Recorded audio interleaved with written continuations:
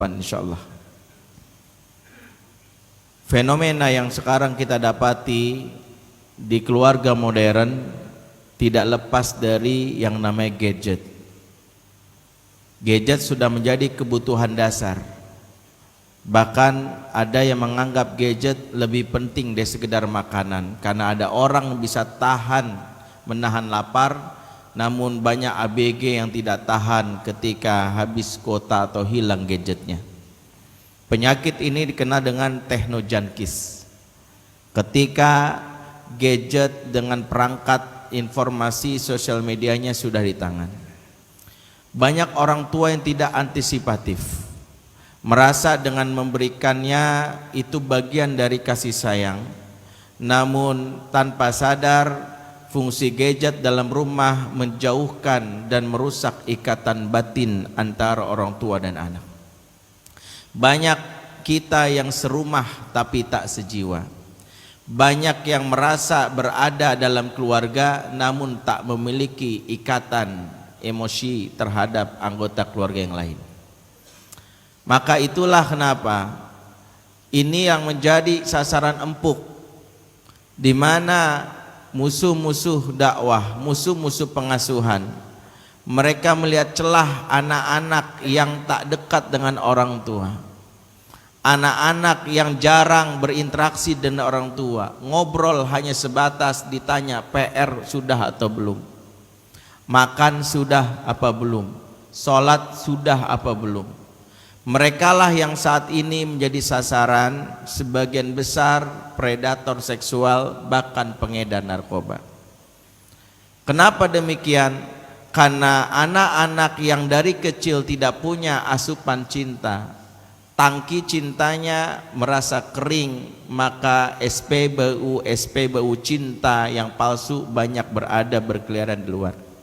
Itulah membuat anak wanita, berdasarkan riset, banyak yang karena tak dekat dengan ayahnya, maka di usia ABG hilang keperawanannya lewat lelaki yang bejat.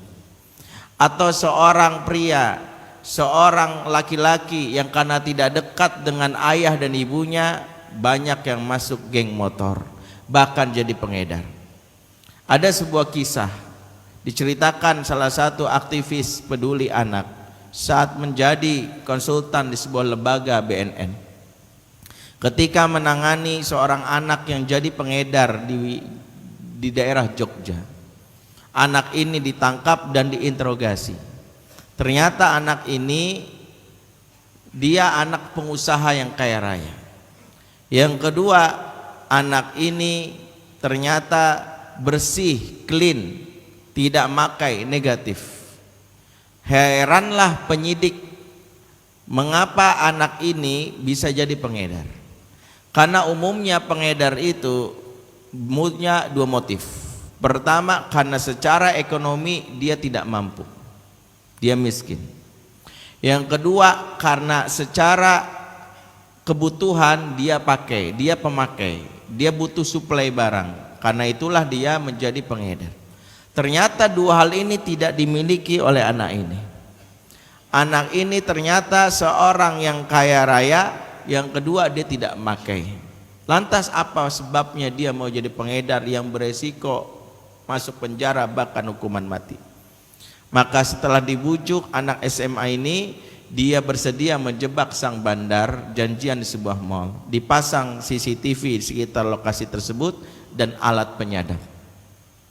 Disitulah kita dipertontonkan sebuah hal yang menunjukkan pelajaran penting sebagai orang tua dalam rumah. Datanglah sang bandar yang saat itu bermakai topi pet, berusia di bawah 40 tahun. Ketika dia datang, dia melakukan sesuatu yang tidak pernah dilakukan ayah yang ada di rumah kepada anak laki-lakinya. Apa yang dilakukan? Sang bandar langsung menepuk bahu si anak sambil mengatakan, maafin om ya boy, om telat, makasih ya, kamu udah nunggu ya, makasih banget, good boy. Ternyata banyak ahli mengatakan banyak ayah yang tidak tahu bahwa bahu bagi anak laki-laki itu pride, harga diri. ayah yang tak pernah menepuk bahu anak laki-lakinya, bahkan mengapresiasi sambil mengatakan, bangga banget ayah sama kamu nak, hebat kamu, seneng banget ayah. Maka anak ini tumbuhlah menjadi laki-laki yang butuh sentuhan tepukan ini. Maka dia akan jadi ABG yang akan mencari lelaki dewasa lain yang akan menepuk bahunya meskipun kepala preman. Kenapa dia ikut geng motor? Karena fair, kepala gengnya akan nepuk bahunya kalau dia sukses. Hebat loh, habis bacok 5 orang.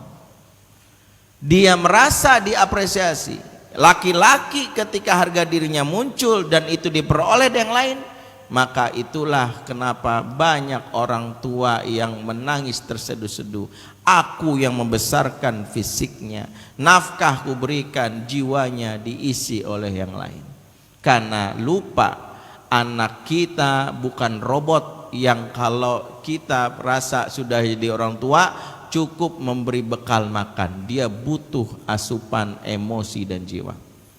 Yang kedua, kita dipertontonkan di CCTV oleh lelaki pengedar atau bandar ini. Saat dia duduk, dia berkomunikasi yang gak pernah ditanya oleh sang ayah kepada anak laki-lakinya.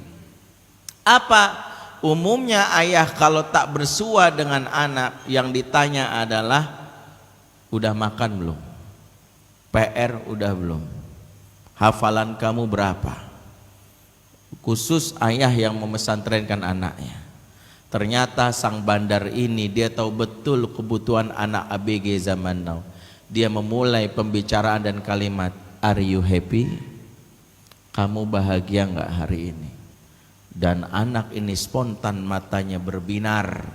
Dia langsung terseketuk hatinya sambil memeluk om bandar ini sambil bilang, makasih ya om, om doang yang ngerti perasaan aku. Banyak kita anak dibesarkan fisik, jiwanya orang lain yang punya. Kenapa demikian? Karena kita lupa menjadi orang tua bukan sekedar mampu membayar uang sekolah. Menjadi ayah bukan sekedar mampu memberikan makan. Menjadi ayah adalah mampu mengisi relung jiwa anak, bahwa akulah lelaki pertama yang seharusnya engkau idolakan, engkau cintai. Akulah sejatinya lelaki yang bagi anak gadis ayahnya adalah the first love, bagi anak wanita ayahnya adalah the first superhero. Harusnya begitu. Maka kita belajar. Ketika begitu banyak tarikan di luar, anak-anak kita, mereka merasa gadget ini jadi sarana hiburan mereka. Mereka dijauhkan dari kecil. Perhatikanlah salah satu kenapa orang tua sekarang jauh dari anaknya. Saya memperhatikan di beberapa tempat, ketika anak nangis, rewel, apa sikap orang tua? Tanpa sungkan mengeluarkan senjata ini, langsung mereka nih. Ini dijadikan obat, bahkan disebut shut up games. Apakah yang terjadi? Anak belajar dari pola tersebut.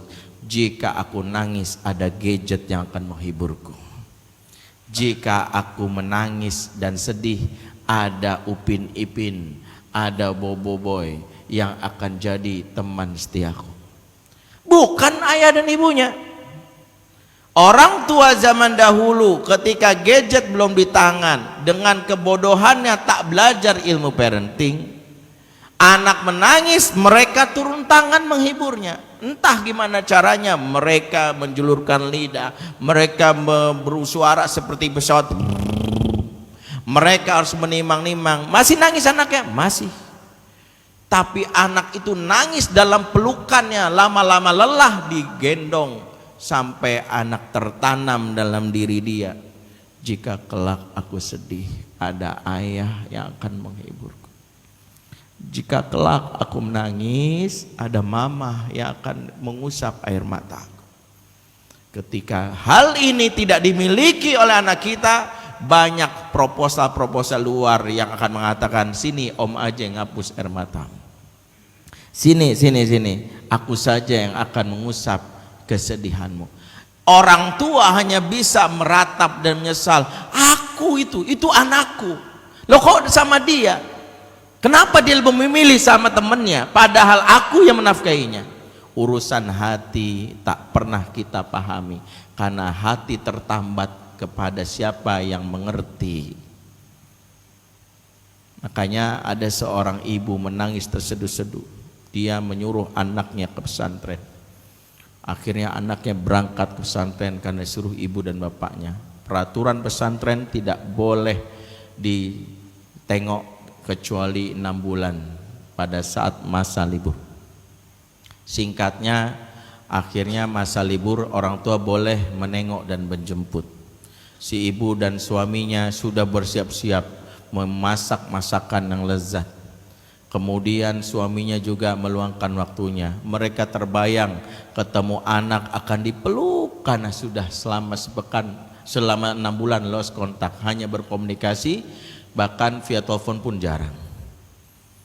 Begitu di sebuah pesantren tersebut, di sebuah ruangan dipisah pakai tirai. Sang pemilik atau pengasuh pesantren ingin membuat suasana yang dramatik. Dibuka tirainya berharap anak dan orang tua saling berpelukan. Begitu buka tirainya, sang ibu pun mencari anaknya. Anaknya datang dengan dingin, cukup disalami. Ibunya memeluknya sebenarnya, ya Allah nak kangen. Kemudian selesai anaknya cuma nanya, HP ku mana? Gadget mana? Udah lama nih gak main. Terbrokaklah jiwa seorang bapak. Terrobek-robeklah seorang ibu. 6 bulan kau kutinggalkan handphone. Karena anak belajar, dulu waktu aku sedih bukankah alat ini yang dipakai untuk menghiburku? Mengapa bunda tidak sabar untuk menimangku? Mengapa ayah tidak sabar sekedar untuk mendengar tangisanku? Namanya anak kecil rewel, iya. Namanya anak kecil nangis pasti. Gak ada ceritanya anak kecil baru lahir langsung tertawa. Tapi kita yang gak sabar. Kita merasa dengan memberikan sudah selesai urusan kita. Kita orang tua menyayang. Inilah yang dikecam oleh Ibnu Qayyim. Maka Ibnu Qayyim mengatakan wa kam mimman ashqa waladahu wa fil zata kabadi fid dunya wal akhirah bi ihmalihi wa tarki ta'dibihi wa i'anatihi lahu ala syahawatihi.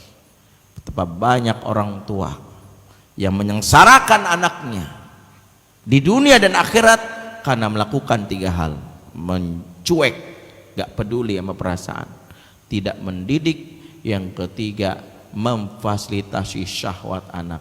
Nih, ambil, jangan ganggu papa. Akhir pekan papa mau mancing, repot kalau ngajak kamu, repot kalau kamu nangis mulu. Nih, akhirnya kita berada dalam rumah, tapi rumah layaknya kos-kosan. Anak sekedar tidur, tak ada pembicaraan. Jamaah rahimakumullah, saya ngomong begini, nasihat buat saya pribadi. Khotib menasihati diri dan kita semua. Karena itulah salah satu gerakan yang sederhana yang diajarkan Rasulullah khususnya kepada kita, namanya gerakan kembali ke meja makan. Gerakan kembali ke meja makan. Hitunglah sudah berapa lama tak makan bersama dengan keluarga. Kenapa demikian? Karena meja makanlah tempat yang paling mudah untuk kita menyambung rasa sekaligus lidah yang terobati dengan selera masakan, hati terpaut karena adanya obrolan. Betapa banyak keluarga yang makan bersamanya hanya pas Ramadan saat sahur dan menjelang buka, itu pun kalau bapaknya nggak terlambat dari kantor. Tapi di hari setelah Ramadan, istri makan di tempat di rumah, suami di kantor, anak di sekolah. Saat di rumah, masing-masing di kamar, masing-masing sibuk urusannya. Padahal ketika di meja makan, yang pertama turunlah keberkahan kepada keluarga tersebut. Karena Rasul dalam riwayat Abu Daud mengatakan, fajtami'u ala ta'amikum, makanlah kalian bareng-bareng, jangan sendirian, makan tuh bareng-bareng. Wadhkuru smallahi alaihi, sebutlah nama Allah di dalamnya. yubarak lakum fih, niscaya turun keberkahan sama kalian. Makan sambil ngajak keluarga duduk bersama di meja makan, itulah terapi terbaik rusaknya hubungan keluarga. Pastikan dalam sepekan ada jadwal makan bersama. Simple memang, tapi yang selama ini nggak pernah ngobrol jadi tahu. Yang selama ini perasaan yang nggak pernah ditanya jadi tahu.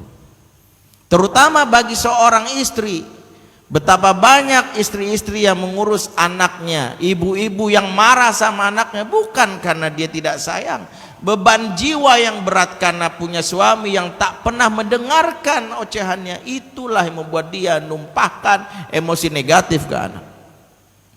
Malam dilalui hanya sekedar menjadi pelampiasan syahwat bagi suami. Sesi ngobrol tidak pernah, karena suami banyak yang mengatakan kamu tuh bawel banget, padahal fitrahnya wanita wajib bawel. Karena riset wanita yang sehat minimal keluarkan 20.000 kata per hari. Makanya baginda Rasul tak pernah mengatakan istrinya bawel kamu. Justru Rasul mencontohkan, ada 2 hadis di sini yang banyak kita tidak ketahui. Yang pertama disampaikan oleh Abu Daud, bagaimana pengakuan dari Abdullah bin Abbas. Kata Abdullah bin Abbas, bitu inda khalati Maimunah, saya nginap di rumah bibi saya Maimunah, yaitu istri Rasulullah sallallahu alaihi wasallam.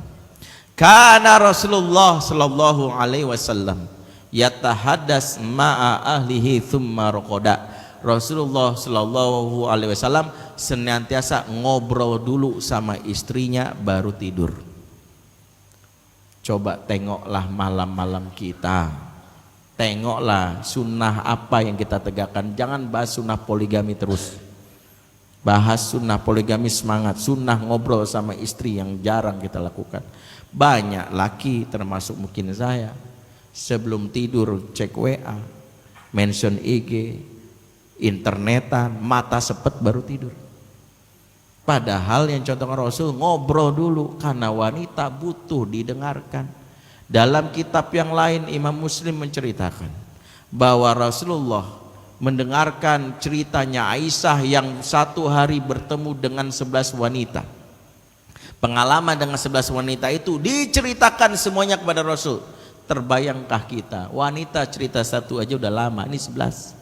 Rasul menyimak dan menyimpulkan. Dan itulah sebaik-baiknya laki-laki. Bagi keluarganya Rasul memahami wanita memang butuh diajak ngobrol. Kenapa? Karena kalau tak diajak ngobrol, bahasa tubuhnya tak nyaman, maka dia mengurus anak dengan sampah-sampah jiwanya. Maka kembalikanlah ruang-ruang rumah kita dengan pembicaraan yang hangat. Ajaklah kembali anak duduk bersama. Janganlah terlalu serius. Seperti Zaid bin Sabit ceritakan, kalau di luar dia jadi lelaki yang wibawa, tapi di rumah dia lelaki yang lucu bagi keluarganya. Dia dikenal oleh anak istrinya, ayah itu, kata anaknya, ya, ayah itu lucu banget. Tapi kalau di luar dia perkasa, orang punya wibawa. Kenapa? Jangan tularkan beban-beban di luar di dalam keluarga kita. Karena keluarga kita sebutkan keluarga surgawi. Apa ciri keluarga surgawi? Keluarga surgawi cirinya adalah banyak senyum dan tawa. Sebab suasana surga sebutkan dalam Quran, wujuhu yawma idzim musfirah, dahikatum mustabsyirah. Wajah mereka ya berseri-seri, mereka tertawa sepanjang hari. Itulah suasana di surga. Katakanlah ini, kalau betul rumah kita baiti jannati, jangan rumah dibangun dengan dasar seperti Hitler dengan anak buahnya, jangan seperti Kim Jong Un dengan anak buahnya. Sebab mereka di luar sudah penat dengan tugas-tugas sekolah, mereka sudah capek dengan banyaknya tuntutan. Buatlah di rumah mereka tertawa. Ketika anak mendapatkan kebutuhan tawanya, hiburannya dari bapak ibunya, maka mereka nggak perlu cari di luar. Kenapa anak cari gadget? Karena gadget mewakili kebutuhan dasar anak yang namanya hiburan. Hiburan bagi anak itu kayak makanan. Kalau nggak kita kenyangin, bapak ibunya nggak kenyangin, cari sendiri dia. Maka jadilah orang tua yang mampu menghibur. Apakah jatuh citra kita sebagai bapak kalau kita menghibur anak? Rasulullah pun menghibur anak, bahkan anak kaum muslimin. Ada riwayat sampaikan Imam Muslim, dikumpulkanlah para anak-anak di zaman tersebut dari Bani Abbas. Ada Al-Fadil, ada Al-Kathir, ada Abdullah. Apa yang Rasul lakukan? Rasulullah mengatakan, siapa yang bisa megang pundakku, aku berlari dan kalian menyentuhnya, dapat hadiah ini dan ini. Siap, kata Rasul. Maka anak-anak ini pun tertawa, siap. Maka Rasul pun berlari. Ketika Rasul berlari, Rasul sengaja memelankan larinya, dan anak ini pun mengejarnya sambil menyentuh, pak, kena. Rasul tersenyum, dipeluk anak tersebut, masing-masing dikasih hadiah. Jatuh harga diri Rasul? Tidak. Rasul justru memberitahu, sebaik-baiknya laki-laki yang baikannya dirasakan oleh anggota keluarganya. Khairukum khairukum li ahlihi wa ana, kata Rasul, khairukum li ahli. Sebaik-baik kalian yang paling baik sama keluarganya, dan saya, kata Rasul, paling baik sama keluarga saya. Silahkan kita berobsesi sebagai lelaki yang mengumpulkan harta terbanyak, tercatat di dalam majalah Time, orang terkaya di dunia. Silakan kita punya obsesi sebagai lelaki yang paling terkuat di dunia, dipuja-puji. Silakan kita berobsesi punya jabatan politik, dianggap lelaki yang punya pengaruh, the famous. Tapi semua itu dianggap hancur jika tidak punya satu indikasi. Apa? Yaitu keluarganya merasakan kebaikannya. Sebab seumpama kita punya harta banyak, jabatan banyak, tapi anaknya ketika ditanya, bapakmu gimana? Alah, pelit, kasar sama anak, maka tak ada kebaikan kita di sisi Allah. Tanyakan kepada istrinya, bagaimana suami ibu? Ada, dia mah banyak ngomongnya, baik sama tetangga, sama kita kasar, tak ada kebaikan kita. Sebab kebaikan itu baru muncul kalau dirasakan oleh orang terdekat, seperti firman Allah dalam surat Al-Isra ayat 26, wa atidzal qurba haqqahu, berikanlah hak khususnya kepada orang terdekat. Orang terdekat kita siapa? Yaitu pasangan dan anak kita. Maka cukuplah kesaksian mereka yang kita bawa kalau ada tawaran kerja, HRD mencari karyawan baru, menyuruh si calon karyawan membuat surat keterangan kelakuan baik, dibawalah dari kepolisian. Maaf, polisi membuat surat keterangan kelakuan baik nggak valid. Kenapa nggak valid? Mungkin polisi taunya dia nggak pernah ikut kasus perampokan, nggak pernah dia melanggar lalu lintas, tapi polisi nggak tahu kalau dia sama anaknya kasar banget. Mungkin polisi taunya dia ini nggak pernah ikut aktivitas terorisme, polisi mengatakan dia nggak pernah masuk penjara, tapi polisi mungkin nggak tahu kalau dia pelit banget sama istrinya. Yang layak buat surat keterangan kelakuan baik itu pasangan kita.